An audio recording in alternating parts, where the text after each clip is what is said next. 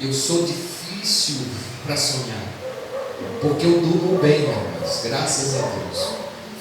Quando eu deito, não é qualquer coisa que me tira o sono. Eu durmo, eu deito, já deito quase que dormindo, entendeu? Minha esposa diz que é só eu virar para o canto, acabou, apagou. E é verdade, eu não vejo. Graças a Deus, eu louvo a Deus, porque eu não tenho dificuldade para dormir. E durmo que dificilmente eu não lembro a última vez que eu tive um sonho. Eu não lembro. Estou sendo bastante sincero com vocês. Eu não me lembro. Que eu não sonho fácil. Eu admiro minha esposa é só fechar os olhos, ela está sonhando. E eu brinco com ela, eu te admiro. Quase toda noite. Hoje mesmo, ela de manhã já levantou e falou: eu tive um sonho com você. E envolvi o carro. Eu te admiro. Mas aconteceu uns dias atrás, eu tive um sonho, que para mim não foi um sonho. Um pastor amigo meu, eu ouvi a voz dele, mas eu não vi a pessoa dele. Mas pela voz eu sabia que era ele. Ele virou para mim no sonho e diz assim: leia Isaías capítulo 43 e o versículo 13. E ele, quando ele disse leia, ele já citou o versículo para mim. Ele citou o versículo, mas a parte, eu vi bem claro ele citando a parte A do versículo, que diz assim: ainda antes que houvesse um dia. E eu lembro bem que ele fez uma ênfase tão forte nisso. Ele disse: olha, Paulo, antes que houvesse um dia, o Senhor disse: eu sou. Antes que houvesse, eu sou.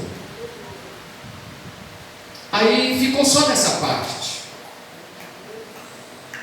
Esse pastor, inclusive, ele é tido como primo da minha esposa, um pouco longe, distante da família, assim, de aqueles primos assim, quinto, sexto.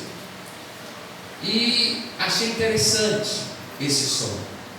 Depois eu peguei a Bíblia, fui ler o texto e li todo o capítulo de Isaías para mim entender o versículo.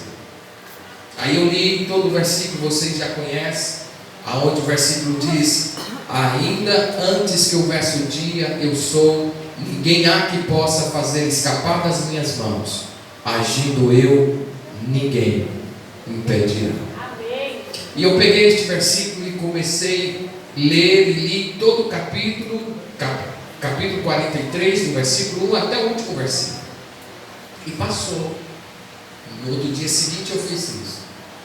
E hoje, na sexta-feira, perguntando para Deus o que dizer, o que falar, o que trazer para a igreja, e nada fluía. Mas quando eu peguei o capítulo 43 de Isaías, o negócio fluiu de uma forma tão maravilhosa, que eu quero compartilhar com vocês o que Deus colocou no meu coração aqui nesta noite.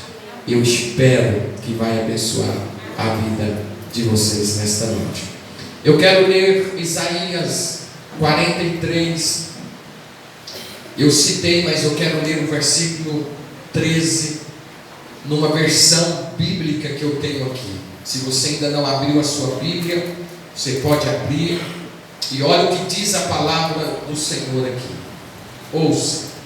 Sim, antes que o dia existisse, eu sou.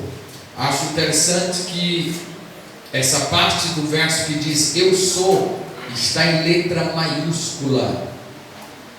Então aqui está falando da primeira pessoa, falando do próprio Deus, dizendo eu sou. Antes que existisse o dia, eu sou. Não há ninguém que possa livrar da minha mão. Eu irei operar e ninguém vai impedir. Gosto muito desta versão. Queridos, sabe o que Deus trouxe ao meu coração? Que Deus falou ao meu coração? Primeira coisa, nós precisamos entender, ou melhor, nós devemos ser capazes, vou assim usar essa expressão, precisamos de ter uma capacidade de entender a abrangência deste versículo aqui. Me acompanhe, por favor, meu raciocínio. Primeira coisa, amado, que nós precisamos de entender o que Deus falou comigo dentro deste versículo, é de que Ele está no controle de tudo. E vou mais além, precisamos de compreender o que exatamente acontece. Ouça para você entender. Precisamos de compreender o que exatamente acontece quando Deus está no controle. Porque uma coisa eu sei que a maioria de nós temos consciência. Se eu for perguntar, e se você for perguntar a cada um, com certeza cada um dos irmãos vai dizer: não, Deus, eu sei que Deus está no controle. Mas o que Deus trouxe ao meu coração exatamente que não basta eu saber que Ele está no controle.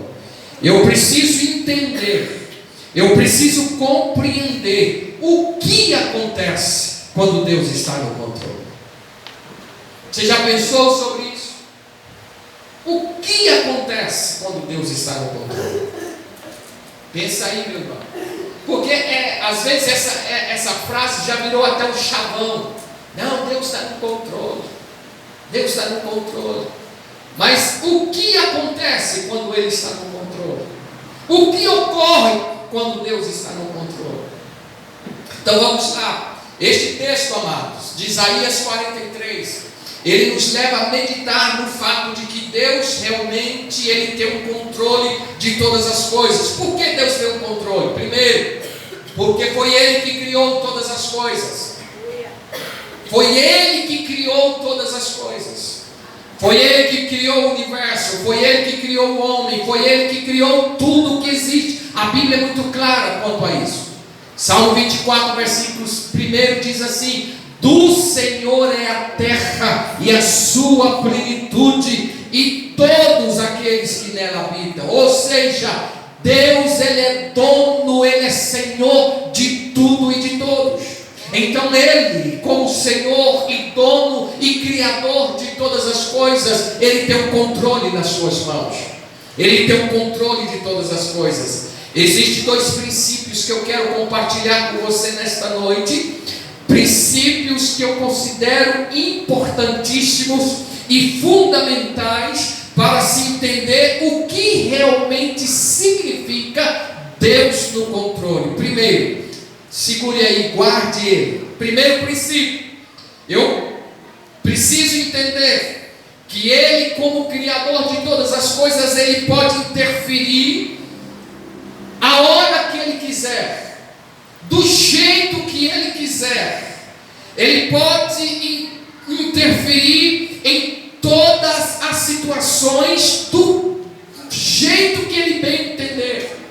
Por quê? Porque Ele é Criador de todas as coisas. E não só aí, Ele pode interferir também, queridos, da maneira, do jeito, na hora que Ele bem entender. Sabe por que eu digo isso? Ouça, por favor.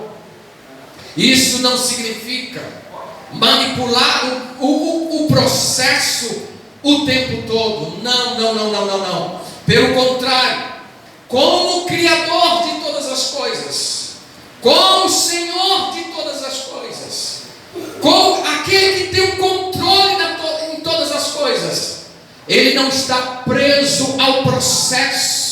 Não, querido, Ele vai além, Ele faz além, Ele vai aonde o homem não pode ir, porque Ele é Senhor de toda a situação.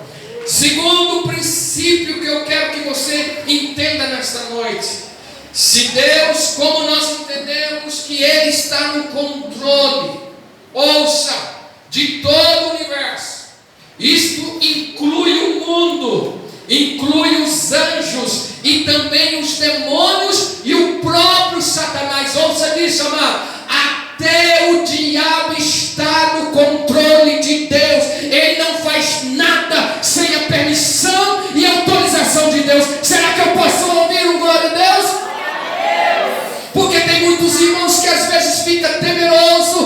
aquilo que o diabo está tramando, com aquilo que o diabo está fazendo. Pastor, o diabo está tramando contra a minha casa, o diabo está tramando contra a minha vida. Ouça, meu irmão, até Satanás está debaixo do controle de Deus. Ele não faz nada sem a permissão de Deus. Lembra de Jó? Ele chegou à presença de Deus e disse para Deus: viste o teu servo Jó? Ele é obediente, ele é fiel, porque você tem cercado ele de tudo, você tem dado a ele tudo. Mas tire dele aquilo que ele possui, para você ver se ele não vai blasfemar contra ti. Em outras palavras, Satanás estava dizendo assim: me dê a permissão, me autorize a tocar na vida de Jó, a tirar da vida dele tudo aquilo que você tem dado a ele, se ele não vai blasfemar contra ti. Deus permitiu, mas Deus deu uma ressalva: olha, você pode tocar nos bens, na família, pode tocar em tudo, menos na vida de Jó, porque ela me pertence e ela está nas minhas mãos. Ô meu irmão, Satanás não vai te tocar, ele não tem poder para nos tocar, a não ser debaixo da permissão de Deus, e jamais Deus vai permitir que isso aconteça, porque você está nas mãos dele, você é guardado por Deus. Mas vamos lá. Segundo princípio que eu quero que você entenda: tudo está debaixo do controle de Deus. Salmo 119. Me acompanhe, por favor. Deus me trouxe aqui. Salmo 119, o versículo de número 91. Quando eu li este versículo, ele palpitou-se nos meus olhos, parecendo que eu nunca tinha lido este verso. Olha o que diz o salmista, Salmo 119, e vou ler o verso de número 91. Diz assim: eles continuam hoje. Isso. Eles continuam hoje. Olha o que o salmista está dizendo. Verdade. Isso mesmo. Eles continuam hoje segundo as tuas ordenanças, pois todos são os teus servos. Sabe o que Davi estava dizendo aqui? Olha só. Davi está dizendo: Senhor, todos. Leia o contexto que você vai ver que Davi está dizendo aqui, amado, de todos os seres humanos, de todo homem, tudo ele está dizendo, todos são seus servos, todos estão debaixo do teu senhorio, todos estão debaixo do seu governo, todos se submetem a ti, queira ou não, mas todos são os teus servos.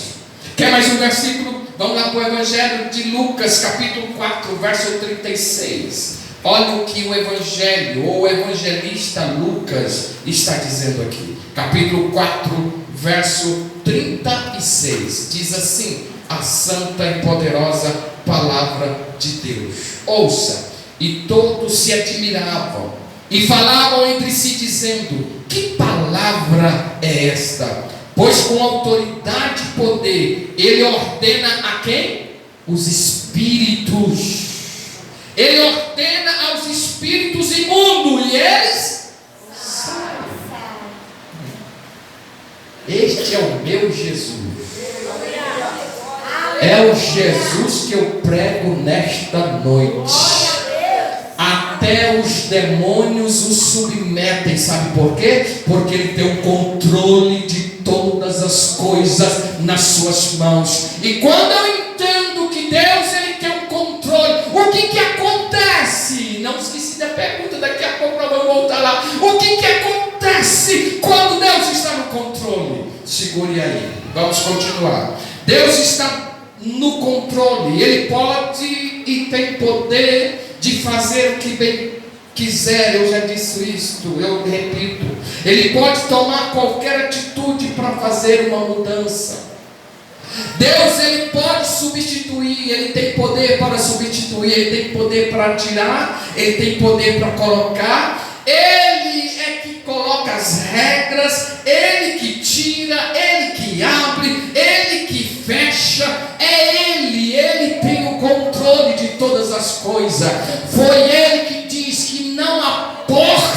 ele não abre, mas também não há, irmãos, porta fechada que ele feche, que ninguém consegue abrir. Sabe por quê? Porque ele está no controle e no domínio de todas as coisas. Você entende isso nesta noite? Vou mais além. No momento que ele achar conveniente, ele faz aquilo que ninguém pode fazer. Vou mais profundo nesta noite. A sua sabedoria, a sabedoria de Deus e o seu poder é absoluto, são totais. A sabedoria e o poder de Deus. Quando eu entendo que Deus está no controle do mundo espiritual, primeira coisa, eu preciso entender: o mundo espiritual é governado, é controlado por Deus. Eu não tenho que temer as hostes infernais do diabo. Eu não tenho que temer as perseguições. Eu não tenho que temer aos demônios. Eu não tenho que temer ao mundo espiritual. E quando eu digo mundo espiritual, entenda, eu estou referindo a todos os espaços, a todos os principados, a todas as potestades. Deus está acima de tudo isso. Todas as ações do inimigo estão sob o controle divino, meu amado. Não há o que temer, não há o que temer. Este mundo espiritual, do qual nós sabemos que ele existe, Deus está no controle dele. Mas não só do mundo espiritual, Deus também está no controle do universo. Foi Deus que estabeleceu todas as leis que regem o universo. Todas as coisas criadas, elas seguem um rumo, as regras que lhe foi determinada. Salmo 19, verso 1 e 2, o salmista diz assim: os céus proclamam a glória de Deus, e o firmamento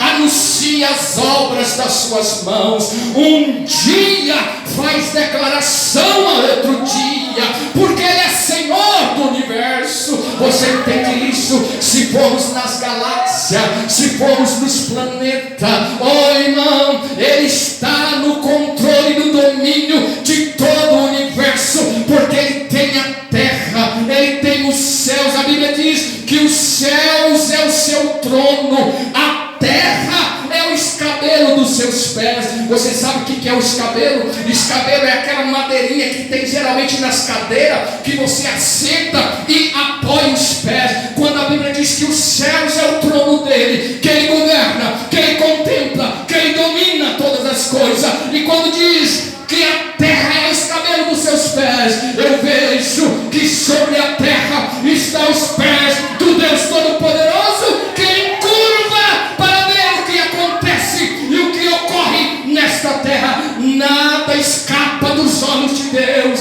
nada escapa dos olhos de Deus. A Bíblia diz que tudo está sendo anotado, tudo está sendo escrito, e um dia apresentaremos diante do Deus Todo-Poderoso, e lá será demonstrado e revelado tudo o que tem acontecido nesta terra, porque ele é Deus, porque ele é Deus, porque ele é Deus, porque ele é Senhor, porque ele governa, porque ele é dono de todas as coisas. Louvado seja o nome de Jesus. E não para por aí. Deus tem o controle da história. O homem constrói a história, eu anotei aqui, e em consequência surge a história das nações, mas é Deus que está no controle da história. Ô meu irmão, deixa eu lhe dizer algo mais aqui dentro dessa questão, desse quesito, a história. Talvez o diabo tenha dito que a sua história, a história sua, a história de vida sua, talvez é a pior que possa existir, ou quem sabe a mais vergonhosa que possa existir. Mas deixa eu lhe dizer uma coisa: tudo que aconteceu na sua história de vida até agora, por mais difícil humanamente falando de você entender, mas você não passou sozinho. Deus estava lá. Deus contemplou tudo. Ah, pastor, o senhor não sabe o que eu passei. Eu fui abusada pelo meu pai. Eu fui abusado por um parente meu. Deus estava lá. Deus viu tudo. E se não aconteceu coisa pior, porque Deus estava lá. E se você está aqui hoje glorificando a Deus, é sinal de que Deus te guardou. Ah, pastor, você não sabe a minha história. Eu já matei, eu já roubei, eu já prostituí. Não importa. Deus, Ele estava lá, Ele viu tudo, porque tem o controle de tudo. E o plano de Deus, sabe qual que era? Sabe qual que é? Escrever uma nova história. Aleluia. Escrever uma nova história. Deus tem um controle da história. Sabe o que vem agora aqui na minha mente? Eu não anotei isso. Deus tem o controle das coisas que são inexistentes. Quando o salmista diz assim: antes que houvesse o dia, eu sou. Sabe o que Deus está dizendo? Antes que as coisas existissem, eu já existia. Antes de tudo acontecer, eu já existia. Eu sou o grande eu sou. Quando a Bíblia diz que Ele diz que eu sou o grande eu sou, eu vejo o próprio Deus dizendo o seguinte: olha, antes que aconteça, antes que surjam as coisas, já está no meu controle. Antes que ocorre, querido, antes que aconteceu, antes que ocorreu tudo que ocorreu contigo, Ele é o grande eu sou. Ele tem o controle de todas as coisas. Estamos vivos, trabalhando, caminhando, ouça isso, conversando, pensando, respirando, e é exatamente o que Ele faz por nós. Como assim, pastor? Tudo isso é motivo de nós amá-lo. Tudo isso é motivo de nós adorá-lo. Que você pode ter certeza que muitos não amanheceram hoje, não estão respirando mais, não estão andando, não estão caminhando, trabalhando, não estão pensando. Pelo contrário, já morreram. Mas hoje, Deus tem nos dado a oportunidade de estar diante dEle e dizer a Ele o quanto nós amamos, o quanto nós o desejamos, o quanto Ele é maravilhoso. Me acompanhe. Isso aqui eu nem entrei no capítulo 43 de Isaías. Não estou brincando, estou falando sincero. Agora que eu vou entrar. Irmãos, Isaías 43, a partir do verso 1, o Senhor aqui, Ele está reforçando uma promessa de que Ele está com o seu povo. Nas mais diferentes situações. Me acompanhe, porque agora eu vou ler alguns versículos de Isaías. Deus está dizendo ao povo: olha, eu estou com vocês nas aflições, nas dores, nas angústias, nas sensações de mortes, enfim, por todas as promessas, por todas as situações, melhor dizendo. Deus fez uma promessa para o seu povo. Olha o que Ele diz no verso 1, diz assim: porém, agora assim diz o Senhor que te criou, ó Jacó, e aquele que te formou, ó Israel, não temas, porque eu te remi e te chamei pelo teu nome. O que Deus diz? Tu és meu. Deus vira para Israel, para o povo e diz assim: olha, eu quero fazer uma promessa para vocês. E a promessa é o seguinte: eu estou com vocês, seja em qualquer situação. No verso 2 diz assim, olha o que diz o verso 2: quando tu passares pelas águas, ó Jacó, ó Israel, eu estarei com vocês. As águas não vão te submergir. Quando vocês caminhar pelo fogo, ele não te queimará. Sabe por quê, ó Israel, ó Jacó? Porque eu estarei com vocês.